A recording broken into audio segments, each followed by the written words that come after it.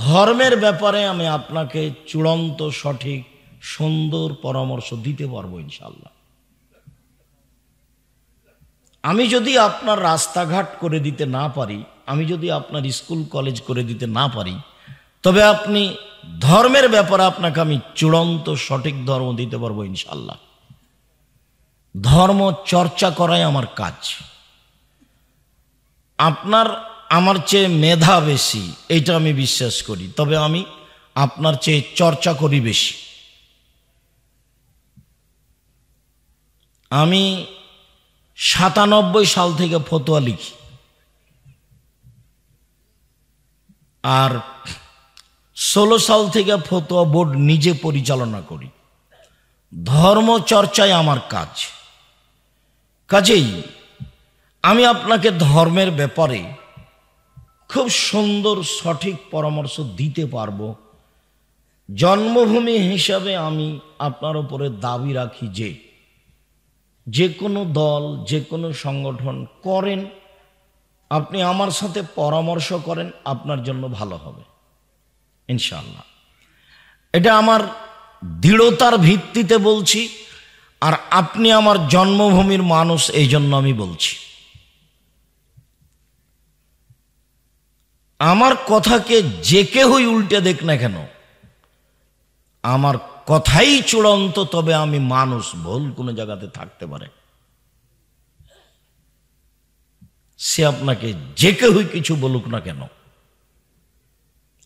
সে বাড়ি বাড়ি মহিলাদের বৈঠক করাই হোক, আর না হলে মরা মানুষের ঘরে গিয়ে চিল্লাচিল্লি করে দোয়া করাই হোক, আর না হলে মানুষের মরে মরে তখন তার বাড়িতে তার আগে সবাই মিলে কোরআন মাজিদ পড়ে দোয়া করাই হোক, শরীয়তের ব্যাপারে বিবাহ শাদী থেকে নিয়ে সালাত সিয়াম রোজা থেকে নিয়ে যত ধর্মীয় অন্তত ইবাদতগত ব্যাপার আছে, তাতে আপনাকে আমি সুন্দর চূড়ান্ত সঠিক ধর্ম দিতে পারবো ইনশাআল্লাহ। এবং আমি হুমসি খেলি দিব না। একাধিকবার শতবার দেখা আছে যেটা, সেটা আপনাকে বলবো। সেটা মুখে বলেছি, কলমে বলেছি। সম্মানিত দিনী ভাই বোন, মানুষটা মরলেই তার মুখটা কেবলার দিকে করতে হবে, বিষয়টা এমন নয়। তাকে কবরে কেবলা মুখী রাখতে হবে, এবারে গোটাটাই, গোটা পিঠটাকে একবারে কবরের একদিকে লাগিয়ে দিয়ে গোটাই কাত করে রাখতে হবে, এটাই শরীয়ত। তাকে গোসল করার আগে তার পেশাব পায়খানা পেট চিপে বের করা হবে না, তাকে স্বাভাবিক থাকতে দিতে হবে। নখ কাটা হবে না, শ্বাস বন্ধ হয়ে গেছে নখ কাটা বন্ধ। গোফ মোচ ছোট করা হবে না, শ্বাস বন্ধ হয়ে গেছে তার উপরে বিধান বন্ধ। নিচের লুম পরিষ্কার করা হবে না, শ্বাস বন্ধ হয়ে গেছে বিধান বন্ধ। যা বলছি সেটাই চূড়ান্ত। আপনাকে আমি শরীয়তের ব্যাপারে সঠিক সিদ্ধান্ত পরামর্শ দিতে পারবো ইনশাআল্লাহ। আকীদাই যাদের মার খেয়ে গেছে তাদের বিচারের পাল্লাই পাপ নেকি ওজন হবে না। আবু যার গেফারি রাদিয়াল্লাহু তাআলা আনহু বলেন, একদা আমি আল্লাহর নবীর নিকটে আসলাম, দেখি তিনি ঘুমিয়ে, আমি চলে গেলাম। একটু পরে আসলাম, দেখি তিনি জেগে। আমাকে দেখেই বলছেন, আবু যার গেফারি শোনো, মান কালা লা ইলাহা ইল্লাল্লাহ মুখলিসান বিকলবিহি, যে খালেস অন্তরে লা ইলাহা ইল্লাল্লাহ বলবে সে জান্নাতে চলে গেছে। তখন আবু যার গেফারি রাদিয়াল্লাহু আনহু বলছেন, ওয়াইন জানা ওয়াইন শারাকা, চুরি করলেও যাবে, জেনা করলেও যাবে? তো আল্লাহ রাসূল বলছেন, ওয়াইন জানা ওয়াইন শারাকা, চুরি করলেও যাবে, জেনা করলেও যাবে।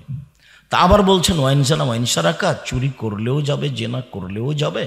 তা আল্লাহ রাসূল বলছেন, ওয়াইন জানা ওয়াইন শারাকা, চুরি করলেও যাবে, জেনা করলেও যাবে। আবার বলছেন যে ওয়াইন জানা ওয়াইন শারাকা, চুরি করলেও যাবে, জেনা করলেও যাবে। তখন আল্লাহ রাসূল বলছেন যে তোমার নাকটা মাটিতে মিশে যাক, আমি বলছি যাবে, তুমি আপত্তি করো কেন? এখন আপনার সাথে আমার এখানে একটা কথা থাকতে পারে যে আবু যার গেফারি রাদিয়াল্লাহু তাআলা আনহু শুধু এই দুটা পাপের কথা বলছেন কেন? পাপ তো আরো বড় বড় আছে। সিরিয়ালেতে এটা 5-6 নম্বর পাপ। 1 নম্বর পাপ হলো শিরক করা, সেটা বলবেন। 2 নম্বর পাপ হলো বাপ মায়ের অবাধ্য চলা। বাপ মায়ের অবাধ্য চলেছে যে সে জাহান্নামে চলে গেছে। আল্লাহ কাউকে বাঁচাবেন বিচারের মাঠে, ফেরাউনকে রক্ষা করতে পারেন, সেটা তার ব্যক্তিগত ব্যাপার। কিন্তু আযযাবহুম ফাইন বেবাদকা, তুমি যদি মানুষকে শাস্তি দাও, দাও, এটা তোমার বান্দা, আমাদের করার কি আছে, দাও। আইন তাগফির লাহুম ফাইন্নাকা আনতাল আজিজুল হাকিম, আর তুমি যদি ক্ষমা করো, করো। তুমি যদি ফেরাউনকে ক্ষমা করো, তাহলে কি আমি তোমার বিরুদ্ধে মামলা করতে পারবো যে কেন ক্ষমা করলে? হ্যাঁ, ফেরাউনের ক্ষমা হবে মানে এটি কি কেউ করতে পারবে? পারবে না, সেটা তোমার ব্যাপার। তো তুমি তো ক্ষমা করতেই পারো। তো আরো তো পাপ আছে। বাপ মায়ের অবাধ্য চলে জান্নাত লাভ করা যাবে না, কঠিন। এটা 2য় মহাপাপ। 3য় মহাপাপ মিথ্যা সাক্ষী।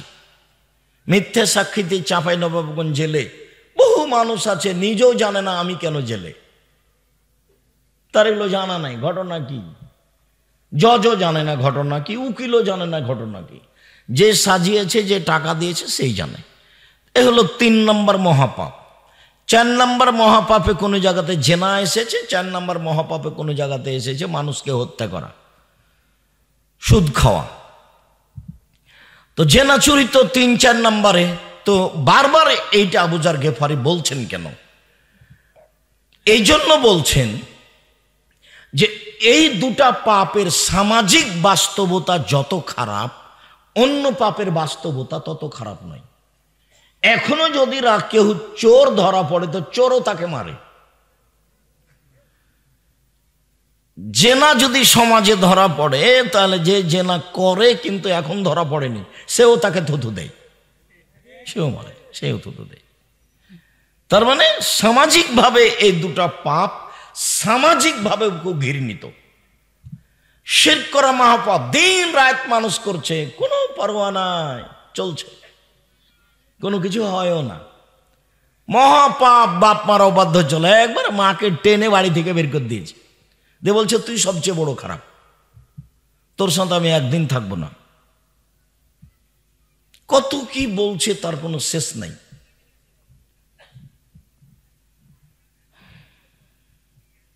তো সামাজিকতা সমাজে এর বাস্তবতা খুব খারাপ, যার কারণে এই 2টা উল্লেখ করছে।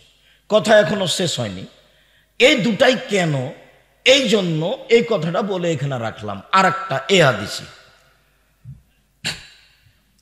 আবু হুরায়রা রাদিয়াল্লাহু তাআলা আনহু বলেন যে একদা আল্লাহ রাসূল বাগানের দিকে বাইরে হাঁটছেন। তো আমিও পিছে পিছে যাওয়া শুরু করলাম। আল্লাহ রাসূল একাই যাচ্ছেন, না জানি কি হয়, আমিও যাচ্ছি। তো পিছনে আমাকে দেখে বলছেন, আবু হুরায়রা। তো আমি বললাম, জি হ্যাঁ। আচ্ছা চলো। তো বেশ বাগানে যেতে যেতে কিছুক্ষণ যাওয়ার পরে আমাকে বলছেন যে আবু হুরায়রা তুমি থামো, আমি একটু আগিয়ে যাও, আমার একটু কাজ আছে। তা আমি এখানে বসে গেলাম। উনি চলতে থাকলেন, বেশ কিছুক্ষণ হয়ে গেল। তা আমি দেখতে লাগলাম কি ব্যাপার, আসছেন না কেন, ঘটনা কি, কোনো দুর্ঘটনা নাকি, আসছেন না কেন। তারপরে দেখছি ওই যে আসছেন, কাছাকাছি যখন, তখন উনি বলছেন, অঞ্জনা ওয়াইনসারাকা, চুরি করলে জেনা করলেও যাবে। অঞ্জনা ওয়াইনসারাকা, চুরি করলে জেনা করলেও যাবে। অঞ্জনা ওয়াইনসারাকা, চুরি করলে জেনা করলেও যাবে। যখন পাশে চলে আসলেন তখন আমি বলছি, আল্লাহর নবী, আমার পিতামাতা আপনার নামে উৎসর্গ হোক, আপনি কার সাথে কথা বলছিলেন? কাউকে দেখি না। আপনি যে বারবার বলছেন চুরি করলেও যাবে, জেনা করলেও যাবে, তো মনে হচ্ছে যে আপনি কারোর সাথে কথা বলছেন। কই, কেউ তো নেই, কেউ নেই বাগানে, কার সাথে কথা বলছেন? তখন আল্লাহ রাসূল বলছেন, আবু হুরায়রা শোনো, জিবরাইল আমাকে বলছেন কেউ যদি অন্তর থেকে লা ইলাহা ইল্লাল্লাহ বলে তাহলে সে জান্নাতে চলে গেছে। তো আমি মুহাম্মদ সাল্লাল্লাহু আলাইহি সাল্লাম জিবরাইলকে বলছি যে চুরি করলেও যাবে, জেনা করলেও যাবে। তো জিবরাইল বলছেন জেনা করলেও যাবে, চুরি করলেও যাবে। এই জন্য তুমি জিবরাইলকে দেখতে পাচ্ছ না। জিবরাইলকে তো আর মানুষ দেখতে পাবে না, নবীগণ দেখতে পাবেন। জিবরাইলকে মানুষ আপনারা মনে হয় কথা কি বুঝতে পারছেন না? আপোষে যদি কোনো সময় অমনোযোগী থাকেন তাহলে হবে না, কথা ছুটে যাবে। আমি তো আর কেসা বলতে পারি না যে আপনি বাদাম খাবেন কেসাও হবে, দুটো এক নয়। বলছিলাম সম্মানিত দিনী ভাই বোন, আয়েশা রাদিয়াল্লাহু তাআলা আনহা বলেন, আল্লাহর নবী বললেন, আয়েশা, জিবরাইল তোমাকে সালাম দিল। তো আয়েশা রাদিয়াল্লাহু তাআলা বলছেন, আলাইকা ওয়া আলাইহিস সালাম ওয়া রাহমাতুল্লাহ, আপনাকে সালাম, জিবরাইলকে সালাম, তার উপরে শান্তি অবতীর্ণ হোক। তারাওয়ালা নারা, আপনি তো জিবরাইলকে দেখতে পান, আমরা তো দেখতে পাই না। এক বিছানায় তিনজন, জিবরাইল যেখানে, আয়েশা রাদিয়াল্লাহু তাআলা সেখানে, আল্লাহর নবীও সেখানে। জিবরাইল যেখানে, আয়েশা রাদিয়াল্লাহু তাআলা আনহা সেখানে, আল্লাহ রাসূলও সেখানে, এক বিছানায় তিনজন। কিন্তু আয়েশা জিবরাইলকে দেখতে পান না। তো আবু হুরায়রা রাদিয়াল্লাহু তাআলা বলছেন, আচ্ছা আল্লাহর নবী, আপনি কার সাথে কথা বলছেন? আমি তো খুব এদিক ওদিকে তাকিয়ে দেখলাম, কাউকে দেখলাম না, আপনি খালি বলছেন ওয়ানজানা ওয়ানসারাকা, চুরি করলে জেনা করলেও যাবে। আবার বলছেন চুরি করলে জেনা করলেও যাবে। আবার বলছেন চুরি করলে জেনা করলেও যাবে। এবার বলেন তো আল্লাহর নবী কার সাথে কথা বলছিলেন? জিবরাইল আলাইহিস সালামের সাথে। যার কারণে আবু হুরায়রা রাদিয়াল্লাহু তাআলা আনহু রাসূলের কথা শুনতে পাচ্ছেন, কিন্তু জিবরাইলকে দেখতে পাচ্ছেন না। আর আগের বারের ঘটনা ছিল যে আল্লাহর নবী বলছেন যে জান্নাতে যাবে, তো আবু যার গেফারি বলছেন যে চুরি করলেও যাবে, জেনা করলেও যাবে। তো শেষ পর্যন্ত আল্লাহ রাসূল বললেন যে তোমার নাকটা মাটিতে মিশে যাক, আমি বলছি যাবে, তুমি আবার প্রতিবাদের কে? হাদিসগুলি সব বুখারী মুসলিম থেকে। আমি এখনো কি বলতে চেয়েছি তা স্পষ্ট হয়নি। সেটা হচ্ছে এই যে আপনার বিশ্বাসে যদি ত্রুটি থাকে, আকীদায়, আপনার ধর্মকর্ম, আপনার দলে সংগঠনে, আপনার নীতিতে, আপনার চরিত্রে, আকীদায় যদি ত্রুটি থাকে, তাহলে আপনার ইবাদত বিচারের মাঠে ওজন হবে না। আপনার পাগড়ি যত বড়ই হোক, জুব্বা যত বড়ই হোক,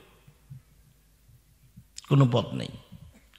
অন্তত চাঁপাইনবাবগঞ্জের মানুষ হিসাবে মনে রাখবেন, আমি আমার দাবি পেশ করে যাচ্ছি, যেদিন আমি আসি সারা চাঁপাইনবাবগঞ্জে, সেটা রহনপুরে হোক, সেটা নাচলে হোক, সেটা কানসাটে হোক, সেটা আরো কোনো জায়গায় হোক, সেটা চাঁপাইনবাবগঞ্জে হোক, আমি আসলে আমি আমার দাবি পেশ করে যাই, যাতে করে অন্তত আমার জন্মভূমির নারী পুরুষ হিসেবে কারো যেন এরকম কোনো আপত্তি না থাকে যে কই আব্দুর রাজ্জাক সাহেব তো আমাদের কিছু বলেননি। আপনি যতই উপেক্ষা করে চলেন, আপনার ভিতরে হিংসা যতই থাক না কেন, আপনি আমার সাথে দিনের ব্যাপারে পরামর্শ করেন, আপনাকে আমি সুন্দর সঠিক উত্তর দিব ইনশাআল্লাহ। এটা আমার দৃঢ়তা আছে। আপনাকে আমি মন থেকে ভালোবাসি, এই জন্যই বলছি। আর আমি মূলত অন্য কোনো কাজ করি না, কাজই আমার এইটা।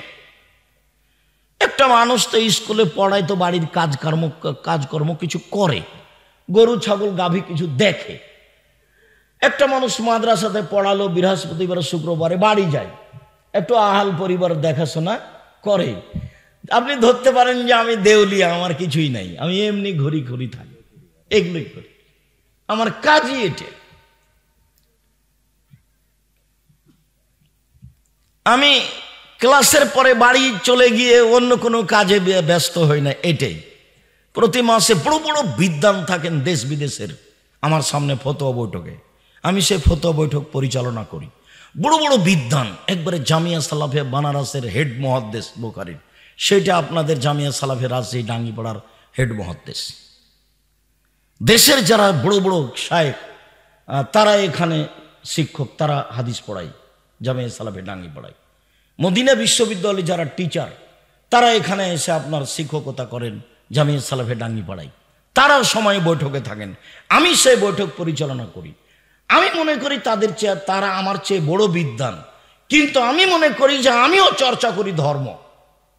ধর্ম একটাই, তারাও চর্চা করে, আমিও চর্চা করি। সেই সুবাদে আর আমি খাকসার সাধারণ চাঁপাইনবাবগঞ্জের মানুষ, আমি জামিয়া সালাফিয়ার পরিচালক হিসাবে আমিও এই বড় বিদ্বানদের বৈঠকে বসি। তা আমি দায়িত্বশীল হিসেবে পরিচালনা করি, কে কি বলছে সেটা দেখি। বাংলাদেশে সবচেয়ে কোরআন হাদিস শিক্ষার বড় প্রতিষ্ঠান জামিয়া সালাফিয়া। জামিয়া সালাফিয়ায় 5,000 ছেলে মেয়ে পড়াশোনা করে। জামিয়া সালাফিয়ায় 300 জন শিক্ষক শিক্ষিকা রয়েছে। জামিয়া সালাফিয়ায় 519 জন এতিম আছে। জামিয়া সালাফিয়ায় এতদিন যাবৎ বেতন লাগছিল মাসে 32 লক্ষ, এখন আরো বেশি লাগবে। জামিয়া সালাফিয়া ডাঙ্গিপাড়া পবা রাজশাহী যেটা, সেটা 40 বিঘা জমির উপরে। মহিলা শাখা তানোরে যেটা হচ্ছে জামিয়া সালাফিয়া মহিলা শাখা, সেটা 60 থেকে 70 বিঘা জমির উপরে। যেটা রূপগঞ্জ নারায়ণগঞ্জ ঢাকাতে আছে, সেটা প্রায় 100 বিঘা। 70 বিঘা আমাদের অধীনে কিনা, আর কিছু বাকি খাস সব মিলে প্রায় 100 বিঘার কাছাকাছি। যার একদিক থেকে একদিক 9 পয়েন্ট কম 1 কিলোমিটার, যার 22 বিঘা শুধু মেয়েদের জন্য। জামিয়া সালাফিয়া দিনাজপুর যেটা, সেটা 20 বিঘা জমির উপরে। জামিয়া সালাফিয়া বরিশাল শহরের মধ্যে চলে। জামিয়া সালাফিয়া চট্টগ্রাম সামনে জানুয়ারি থেকে চালু হবে ইনশাআল্লাহ। যশোর, কুষ্টিয়া, ঝিনাইদহ, ফেনী, ময়মনসিংহ এগুলো জমি রেডি আছে, সময়ের গতিতে চালু হবে ইনশাআল্লাহ। দেশের শিক্ষক গুণে, শিক্ষক সংখ্যায়, শিক্ষক মানে, শিক্ষা দেওয়ায় সব মিলে সর্বোচ্চ প্রতিষ্ঠান জামিয়া সালাফিয়া বলে আমি মনে করি। আমার চেষ্টাই জামিয়া সালাফিয়া পত্রিকা একটা বের হয়, আল ইতেসাম পত্রিকা, 50টা প্রশ্নের উত্তর আছে। এদেশে বাংলা ভাষায় কোনো এত বেশি সংখ্যক প্রশ্ন উত্তরে কোনো পত্রিকা নেই। 50টা প্রশ্নের উত্তর আছে আল ইতেসাম পত্রিকায়। গত মাস থেকে আব্দুল্লাহ নিজে সম্পাদকীয় লিখে। আব্দুল্লাহ, আপনারাও যেমন তার কথাকে ভালো লাগে, ভালো মনে করেন, আমিও তার কথা শুনি। ও বক্তব্য দিলে আমি তার বক্তব্য এক খেয়ালে শুনি। মৌলানা রেজাউল্লাহ একদিন বলছেন, আপনারা যারা পুরাতন চিনবেন, হ্যাঁ, মৌলানা রেজাউল্লাহ একদিন আমি বলছি যে আল্লাহ নবী বলেছেন মোমেন হচ্ছে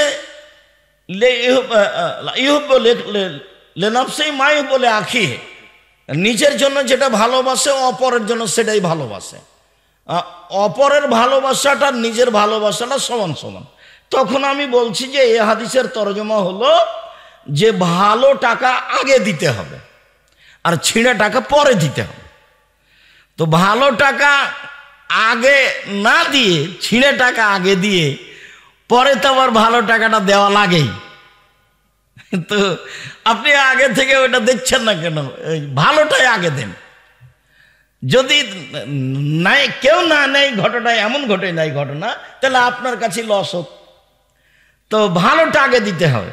তখন বক্তব্য শেষ উনি বলছেন, আব্দুর রাজ্জাক, আমি তো আসলে তুমি যেটা বলেছো হাদিস তো সেটাই, আমি তো এটা এভাবে বুঝিনি, কোনোদিন পড়েছি, পড়িয়েছি, বাস্তবে কোনোদিন করে দেখিনি। তো অনেক সময় আব্দুল্লাহ বক্তব্য দেওয়ার পরে আমি বলি যে হাদিস তো আমিও এটা বলি, কিন্তু এভাবে তো বলিনি।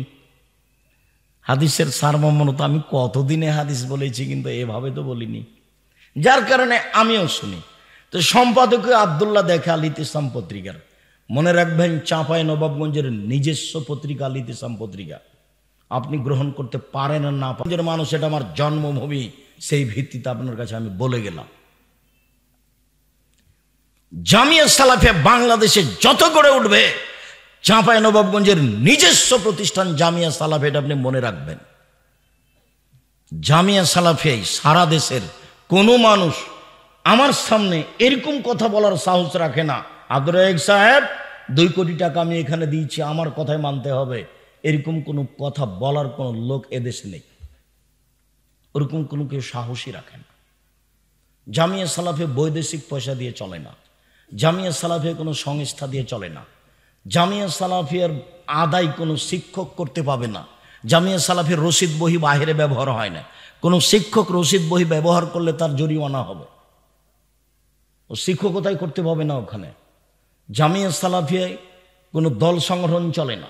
শিরক মুক্ত প্রতিষ্ঠান জামিয়া সালাফিয়া, বিদাত মুক্ত প্রতিষ্ঠান জামিয়া সালাফিয়া, দল মুক্ত প্রতিষ্ঠান জামিয়া সালাফিয়া, সংগঠন মুক্ত প্রতিষ্ঠান জামিয়া সালাফিয়া, হিংসা মুক্ত প্রতিষ্ঠান জামিয়া সালাফিয়া, জাতির দেশের সর্বোচ্চ গ্রহণীয় প্রতিষ্ঠান জামিয়া সালাফিয়া। সন্দেহ হলে কালকে দেখে আসেন, নিজের প্রতিষ্ঠান দেখে আসবেন।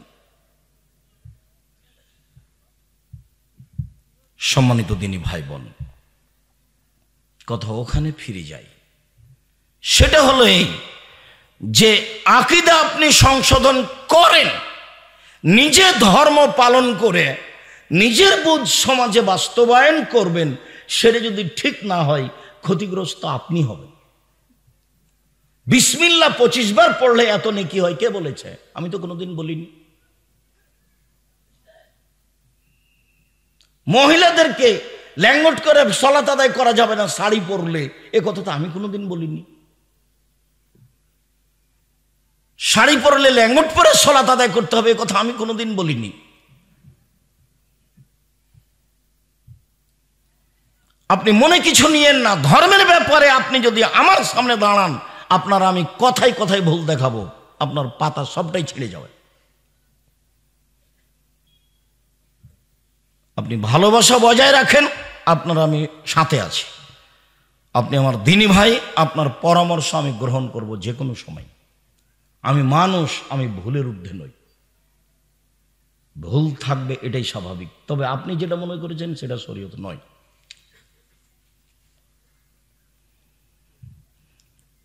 কথাই চলে যাই। আজকের বক্তব্য হচ্ছে সদাচরণ।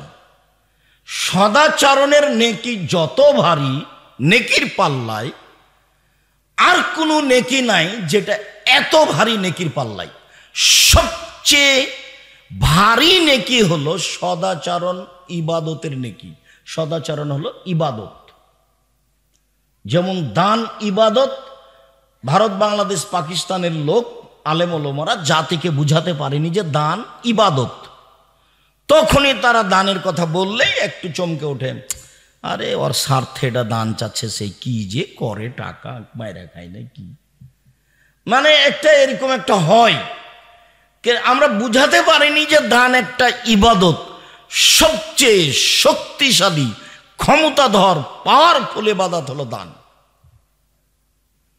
আপনি হজ করেন, হজ করে জান্নাত পাওয়া যেতে পারে, জান্নাত পেতে পারেন, জান্নাত কিনা যায় না।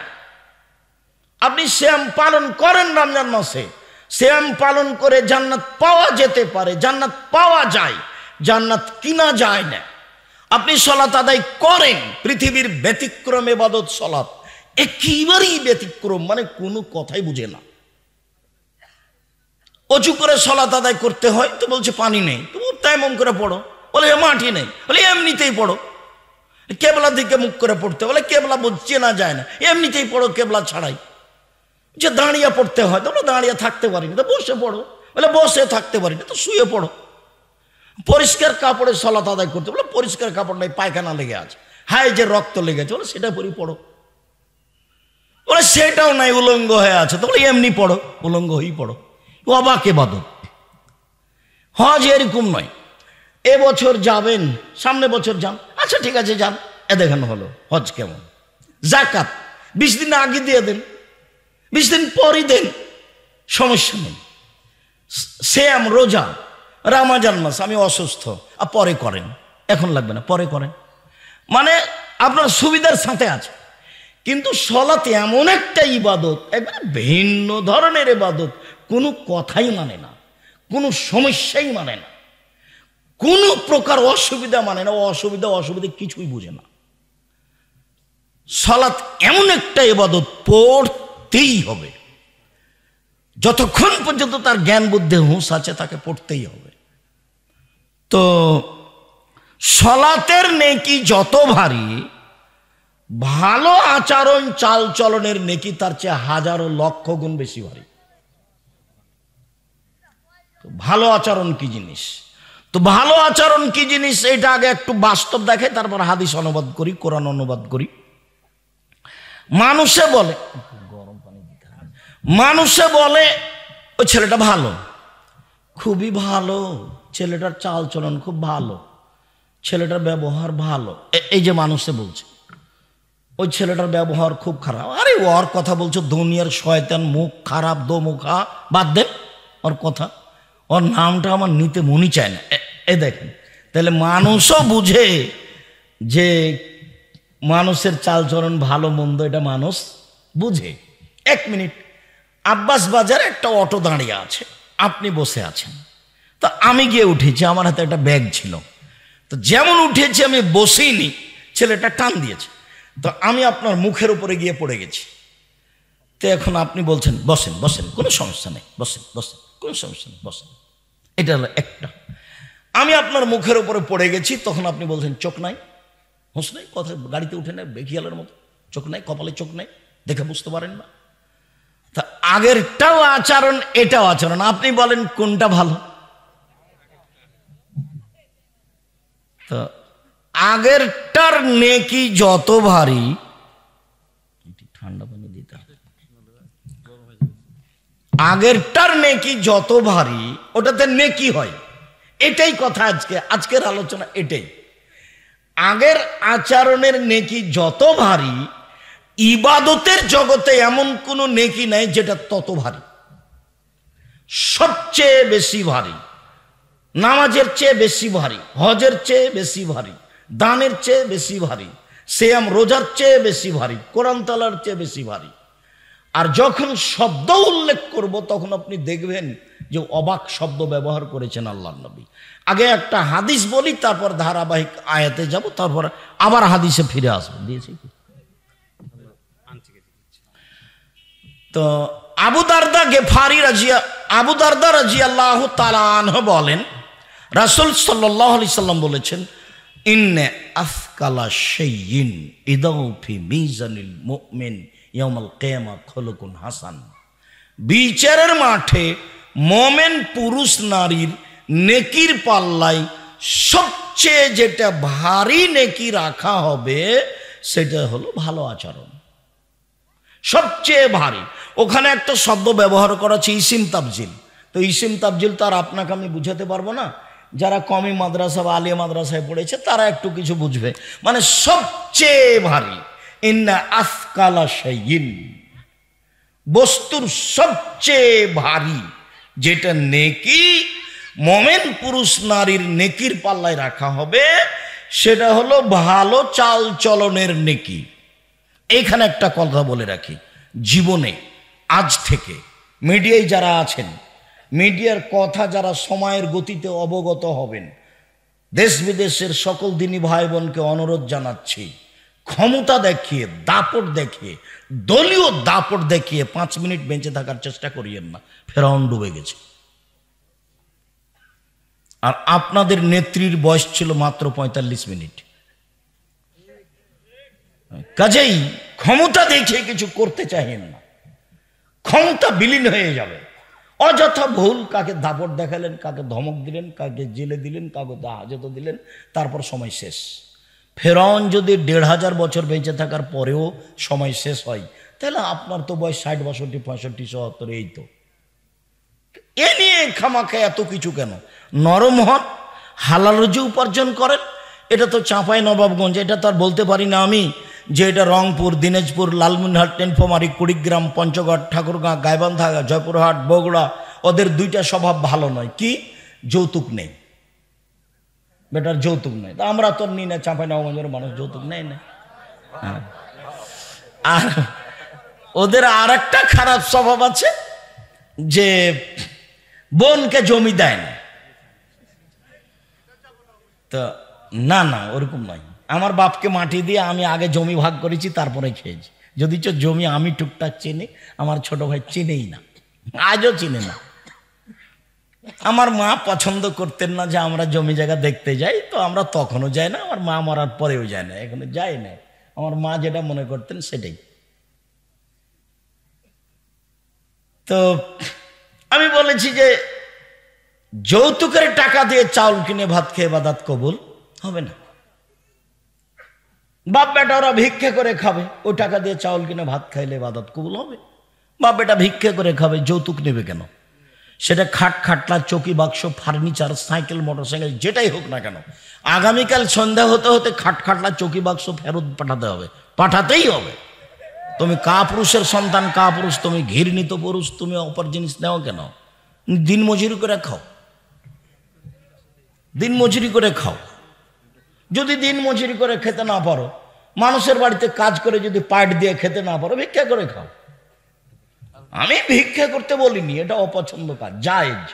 ভিক্ষা করা জায়েজ, অপছন্দ।